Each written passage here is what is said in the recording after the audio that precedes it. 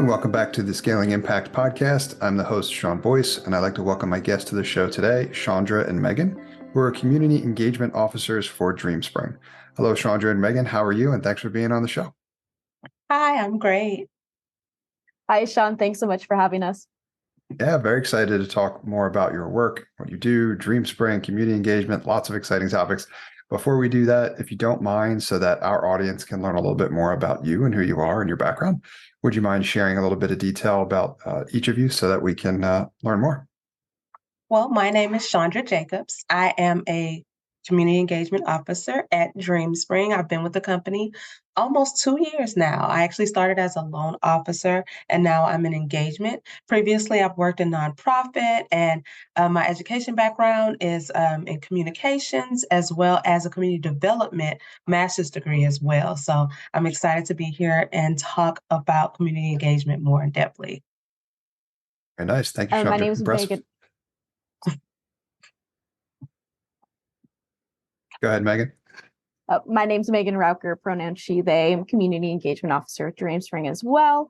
I've been in the CDFI, so Community Development Financial Institution, of which DreamSpring is, since late 2016, 2017. I've held a whole bunch of different types of roles, from program management to fundraising to comms, all that kind of fun stuff, and found my way back to economic development with DreamSpring in August of 2022. And it's been such a whirlwind being able to connect back in with the local business community. My background was, I think for a lot of folks who go into nonprofit, I studied modern history and international relations, thinking I was going to join the UN, and then very quickly was like, I would much rather actually connect with people on a grassroots level. So came back to the States, and that's where a lot of my passion for community engagement really came from after coming out of university. Amazing. Thank you for sharing, Meghan. That's very helpful. It's always great to know a little bit more about your respective backgrounds before we dive in. Helps our listeners also learn a little bit more as well. And since we want to talk quite a bit about community engagement, I suppose that's a great place to start. If you wouldn't mind, help us understand what community engagement means in terms of the work that you do. And also, perhaps it would be great to know more about what a community engagement officer does. Well, I'll jump in and I'll give the formal definition first. So the formal definition is defined as, engaging in long-term and sustainable outcomes and, getting with relationships with our clients and just seeking to better engage the community. But in layman's terms, it's just that being that we are a CDFI, Community Development Funding Institution, we have different target markets that we want to assist in. So that can be minority entrepreneurs, women entrepreneurs, as well as, veterans. And we try to ensure that we meet them where they are. And so being that DreamSpring is a great nonprofit working to assist with those type of priority populations, we work in engagement to have seminars, be on panels, do educational work, because money is not always the answer. It is more to educate and empower people to be able to start a small business, be entrepreneurs, and sustain themselves and their family, create generational wealth. That is our goal with this engagement role. And we love what we do because it's all about educating and just helping people, and just also giving that component of saying that we're there and giving technical assistance and getting them to the greatest point of their business. Super helpful. Thank you, Shaundra.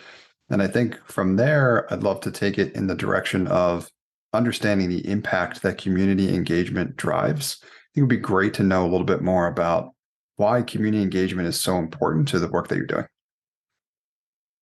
Absolutely. And a part of it is that community engagement, no matter what role you're in a company, you're going to be doing some kind of aspect to it. DreamSpring took the direction of, we really wanted dedicated individuals who are outbound in the community, making connections and connecting with people on a one-on-one basis. And, community engagement, when it's done right, can touch every part of your business, and it can pay for itself, right? It's more than just being a brand ambassador. You're doing trust building in the community. You're connecting with resources. You are potentially, connecting with new funding opportunities, and making sure that people know that your company and that you as an individual is a trusted source for you and your business. So for us, it's also really important because Shaundra and I are really passionate about our small business community. For myself, my dad was a small business owner, grew up in a bicycle shop. So I'm really passionate about making sure that people know the resources that are available to them, and that we're not just some faceless entity on the internet, that we're people and we really want to help and connect with people as well. That's a great one. And, over here too, ton of experience and a lot of appreciation for the small business community as well too, which is why I love so much of what DreamSpring does. That's a great way to articulate the importance of the community engagement element. Also curious, because I'm sure our listeners have these questions as well too. Can you talk to us a little bit more about how you engage with the community and like what that looks like and what you recommend other organizations take advantage of as well too? So for me, being resourceful is the start.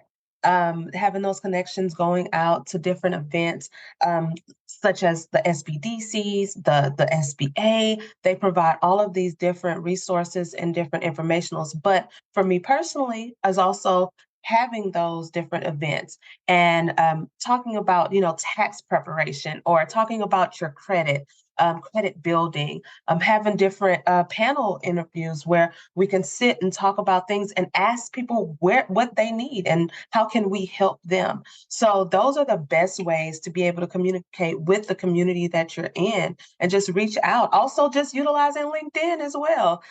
Just going out and saying, hey, this is where I'm at. This is what you need. Also, searching those resources and having newsletters, all of those different things is a way for people to communicate to the people that are around. And, a lot of people are just searching for information and then just being available and accessible to help the community and then make a big impact. And to add to that as well is that before even engaging with community, you do really want to ask yourself, why?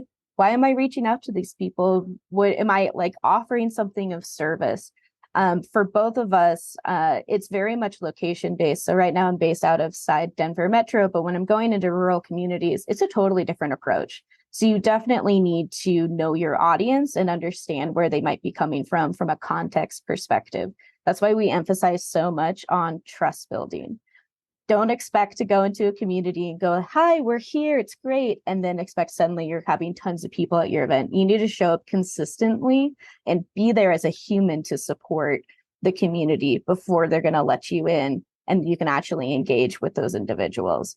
Technology is also a super great resource. I know we joke about it a lot, but Google's my best friend. If you really don't know where to start with researching local organizations, find those community leaders. And like Shaundra said, reach out on LinkedIn. We've both just like cold direct messaged people on LinkedIn, or just like I found a cool organization and I emailed their community engagement manager and it was immediate hit. That's the other trick I'd also add to organizations. If you can find other people who have titles like community engagement or community manager in their role, they're much more likely to respond to you. And it's also really great to have like a peer in that space if that's your job and you're just kind of starting to navigate that space.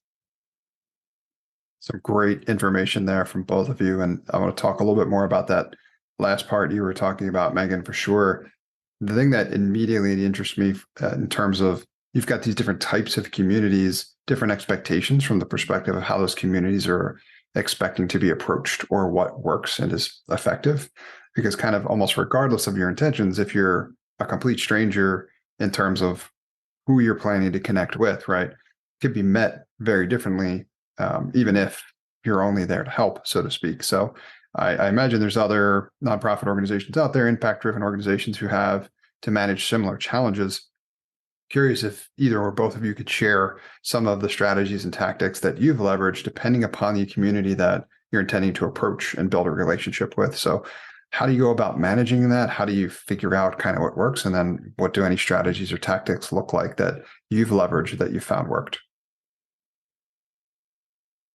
So for me, you know what? Like Megan said, it's just showing up and being consistent, leveraging that, and then I'm just a very friendly person. I'll be honest, and so genuineness is to me what I know that has helped me leverage and just actually being there. I'll be honest, this has been my first year in this role. And it's been very fun just saying, this is what I know. And that knowledge has been great. And so I think that people see that and they want to be a part of that. And those connections have just grown from that. And so I would say that just being just genuine, hey, this is what we're doing. And then also, I'll be honest with DreamSpring and what we're doing, it speaks for itself. Being a part of this company is just saying, hey, this is exactly what we're doing and how we've done it has been invaluable. And when people see the great things that are coming out of here, they love that. So that's what I have done in this space, and just being scrappy and just being like, this is what I do. How can I help you? And it's definitely been beneficial in helping me grow. But Meghan, you could add more to that. Yeah, I think Shaundra and I we work so well together. We have very similar philosophies on this. At our core, community engagement, you have to be kind of a people person and like wanting to get to know people. So my first tactic is really trying to I keep saying this, but getting to know a person on a human level. It's not who do you work for? What do you do? I want to know who Sean is. What is Sean passionate about? Like, what was your morning like? How are you arriving into the meeting? Things like that, to kind of build a level of understanding that, we're not coming into a conversation expecting anything out of it. And that's another thing to really think about when doing community engagement. It's not going to be a slam dunk every single time you go into a community. There will be communities that go, we're good. And you have to be okay with that. You have to have a little bit of self-awareness and constant reflection as you're doing this work to, again, continue and question, why am I reaching out? What am I providing? How is this helping? Or can I help in a different way? Or even in a better way? Directly ask the people you are engaging with what they need. For me, that's kind of been the biggest strategy and the most helpful tactic is just going, hey, I'm here. What do you need? I've volunteered at conferences. I've picked up coffee for people because they were stressed, took someone to lunch, things like that. And it's a long game. We've said this a lot of times, right? Like we start building a partnership and you're doing engagement. A lot of people are used to people coming in going, hi, nice to meet you. And then they're gone within 4 months. So you really want to kind of play into the sustainability of like what makes a friendship or a partnership. You don't necessarily have to be friends, but you need to be friendly. So those are some of the tactics that we've used. And it's very location based on where you're going. So you need to just be aware of that as well. Well said. Yeah, that's excellent advice for sure. I mean, that having that presence and then being there as a resource, being able to help, I have to imagine, eventually will help you enable to connect with just about anybody who may need help and is someone that you can help. So I think that is excellent advice for sure. I want to shift gears for a moment, talk a little bit more about another topic we wanted to cover, which was related to measuring impact. Obviously, the theme behind the show, Scaling Impact, is all figuring out how to take the impact that we've been able to achieve at a certain level and then hopefully spread that to more communities that could also benefit from what it is that we do. So part of that is measuring, what impact means to us and how we're able to achieve it, and then how much we've been able to achieve for the folks that need it most. So I'd love to pick both of your brains about measuring impact. And then in particular, since I'm a data geek and a tech geek and all that kind of stuff, love to hear more about numbers and data and, really like what it looks like to measure that, in particular from an outcome perspective. I know outputs are important too. A lot of outputs influence outcomes, but obviously the objective we're trying to achieve obviously is, achieving the successful outcome for the audience that needs it most. So wherever you want to start, that would be great. Absolutely. I love this question. Shaundra and I are meticulous about our data and impact measurement, partially because quantifying the impact of community engagement is really difficult. It's hard to say with really concretely, I had a coffee with John, and now because of that coffee, these three it's really hard to track that. But how we've really approached doing it is identifying some key metrics for us, also based on our own communities and where we're based, for what makes sense. So part of that is new organizations. We're keeping track of who are the organizations that we are connecting with and what are their focus areas, and how often are we contacting them, right? As well as that stewardship piece. Again, you contact someone once, great, sent you some stuff. You still need to come back and connect with them. So we also track that, and whether or not we're able to get a follow-up meeting is a part of our metrics as well. And we also are following that impact down the line. So like if we're working with entrepreneurs and then they become a client, great. And that's where we have a really fantastic marketing and comms team at DreamSpring who does reach out to clients who do, they interview them formally and create client features. So for us, well, we have some of that, hard data. We've reached out to like 140 people since we've started, hundreds of organizations. That's great, but we can really say, but concretely, here are our like little pieces that are little success stories. Shaundra and I, because this role started in August, we're planning a retrospective coming up. A big believer in the rosebud thorn design thinking modality. If you haven't heard of it, basically going through whatever project or thing that you've been working on, what were your biggest successes, what were some challenges, and what are some opportunities for growth? And that's really where I think we're going to hone in on a lot of this data. But from like a software perspective, I'm a little old school. I love my Excel spreadsheets so much, and I'm sure everyone maybe hates them, but I love them because it's just quick and you could visualize them and you know what's going on. But we also utilize HubSpot because we'll also be tracking our emails and calls and contact points, because that's also super helpful for us because we're a fairly large organization. So we want to know who's interacting. Like if Shaundra passes someone to me, or I'm passing someone to Shaundra, or we're passing someone to a loan officer, we want to be able to keep track of it. But as a result, we dedicate at least 3-4 hours a week just to admin, to keeping on top of that data. I don't know if there's anything else to that, Shaundra, you'd like to add. I think you covered it all. I just love to see it in a chart form and say, oh, look at all these people I've connected with, and let me see exactly where how I've interacted and engaged with people. So that's how HubSpot does help us. That's our little way. And then we do have other things like Domo that'll show exactly the impact, and it pulls it into charting and shows you how many people you've impacted and all of that. So yeah, definitely. Everything Meghan said, but I love numbers and charts and visualizations.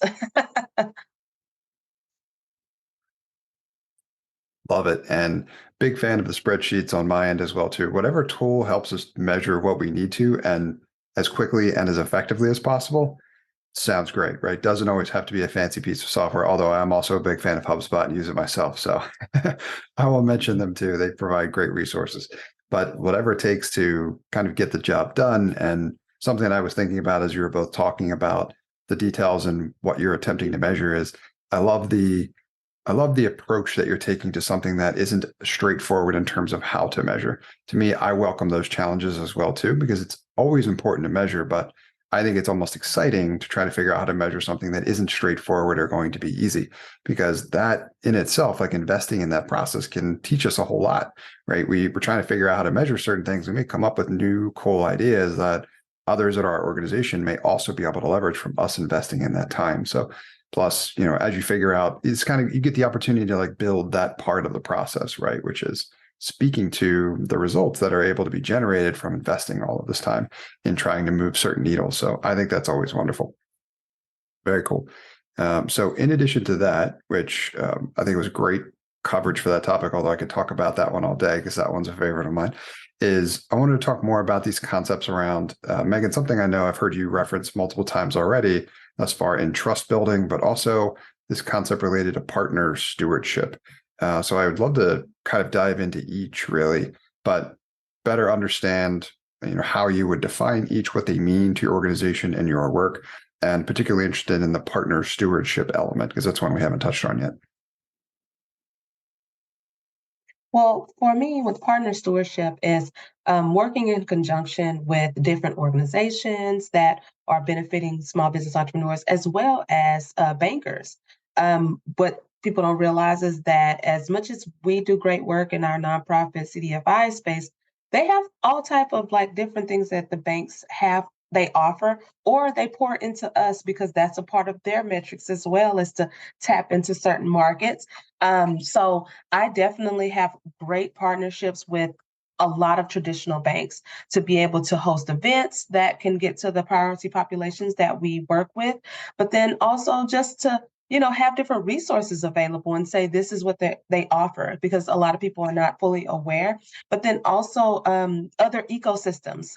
That's one thing that I work on is just working with different smaller entities and then bridging that gap and providing that financial help or the wherewithal to be able to connect them with either banks or just information on how to move them to the next level. So that we have to ensure that we have multiple partners that's how you gain more reach, right? Is to say, okay, who out there because they have a different, connection and skill set, and then also building upon what I have. And so we grow all of us. So that's definitely how I work with my partnership stewardness. So Megan can add to that and let me know. I know we both do something in the same realm, but I know it's different because of where we are located. Absolutely. And I think to add,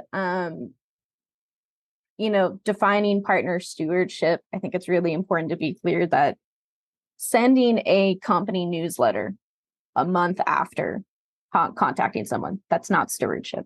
That's just, I don't know, they're on your email subscribing list now.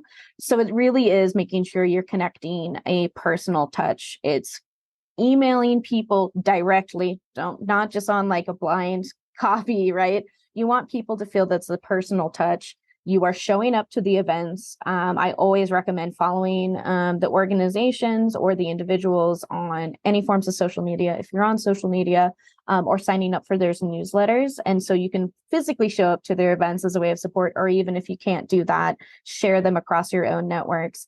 Another key piece of stewardship for us is also making sure that our partners know about each other. We want to be a really collaborative ecosystem weaver. So it's, oh, have you heard about these people doing this great work in Fort Morgan? You should probably talk to the people who are working in Pueblo. Just making sure that there are those connections, because for a lot of the folks that we're working with and a lot of the organizations we're working with are so location based that sometimes zooming out and getting that larger state connection or national connection, we want to be able to step in and connect people and create collaboratives, create coalitions. And so they feel like it is an actual benefit to continue engaging with us. Obviously, when you're doing that, you need to gauge the person, gauge their interest, and gauge their capacity. But making sure you're checking in, that's not just an email, even if it's a phone call or a scheduled virtual coffee or something like that, just to have regular touch points. So it's like, oh yes, I remember last time we spoke, you were talking about this.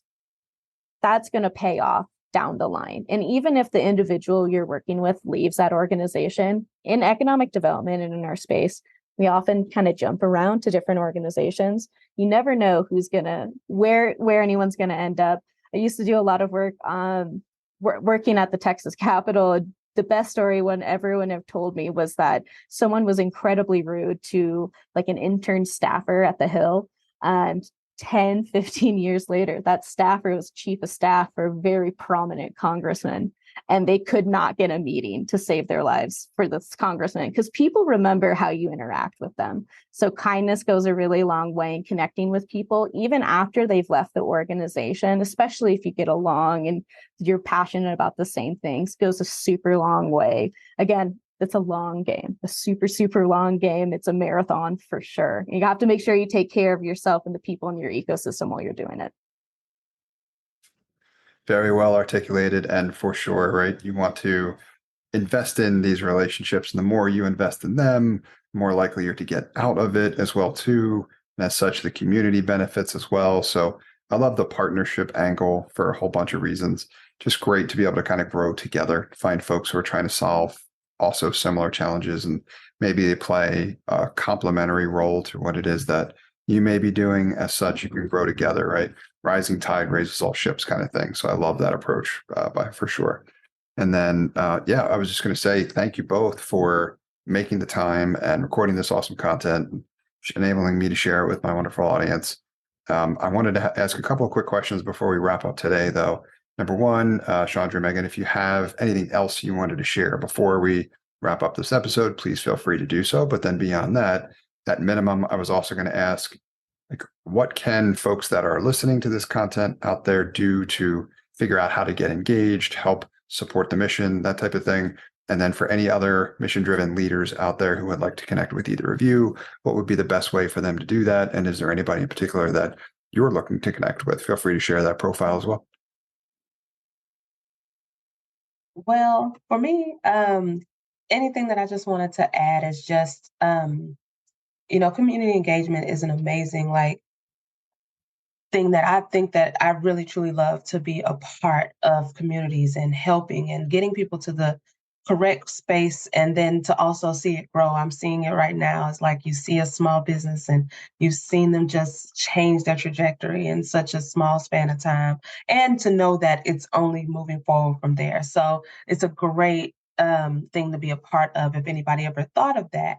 As far as I know you went through a lot of spill on things that we can do, but also just as far as what we're doing, we just continually just want to be available and accessible. And they can definitely go to our website at dreamspring.org, look more into what our company does, who we serve. But we're here for everyone that is a small business that is looking for any capital or just assistance. We're not just here trying to say that money is going to solve a problem. We're here to say, how can we help you figure out the issue and then grow? So that's definitely what we are here for. And then I think Meghan will give more contact information and get all of that. I also want to plug our monthly entrepreneurial resource newsletter called Springboard. If you go to our website, dreamspring.org, you can sign up for the newsletter, but you can also sign up if you are an organization that's just kind of interested in what DreamSpring's doing, because we are rapidly expanding across the nation. If you're just curious, the newsletter goes out every month. And then you can also find us on LinkedIn. We're pretty easy to find if you want to connect with us on there, or just go directly to our website. Amazing. Thank you both again for making the time and sharing your wonderful experience with our audience. I know it's very helpful for them, and we're very excited to stay in touch as you continue to grow and do amazing, wonderful things throughout the communities in which you work. So, Shaundra and Meghan, thank you so much for being here. Thank you for having us. Yeah, thanks so much, Sean.